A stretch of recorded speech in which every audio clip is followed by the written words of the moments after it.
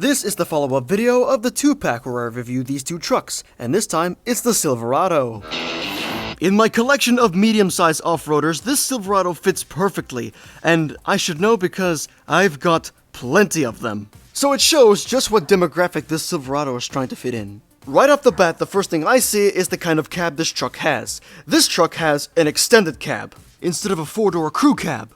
This truck appears to have the GMT 900 chassis, also known as the chassis that was made in 2010. I originally thought this was the G1XX chassis, also known as the Trail Boss chassis, but I was wrong, because clearly they're both different due to the face. So it's painfully obvious that these two trucks are entirely different due to year and chassis. Another thing I notice is the tires on this truck. This has clearly gone off-roading and mud bogging before, as the tires are not black, but they are muddy brown. I mean, this truck has been hitting trails straight out of the blister.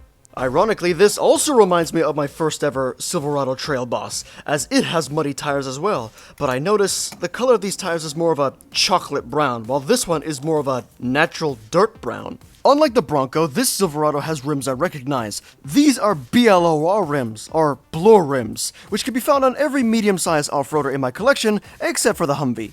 One thing I want to praise about this truck is the use of chrome. The interior piece, also known as the bed lining, the interior, the lift, the bumpers, the grille, and even the rims, they are generously painted in chrome, giving this truck a bit of more authority and bright color compared to others in my collection.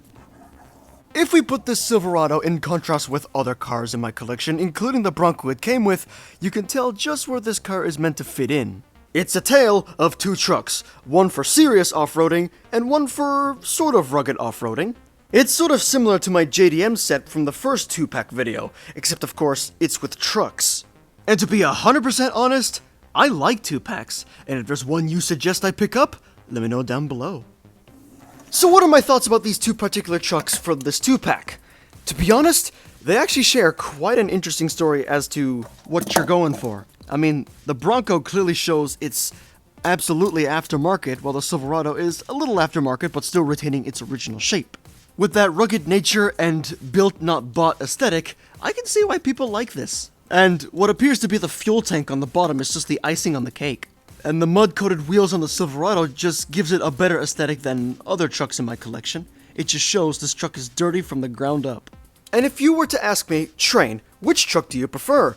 To be honest, I legitimately can't tell, but if I were to forcibly make a choice, I'd go with the Bronco for customizability or the Silverado for simplicity. But what would you pick? Would you go for the Bronco or the Silverado? Let me know your thoughts and opinions down in the comment sections below.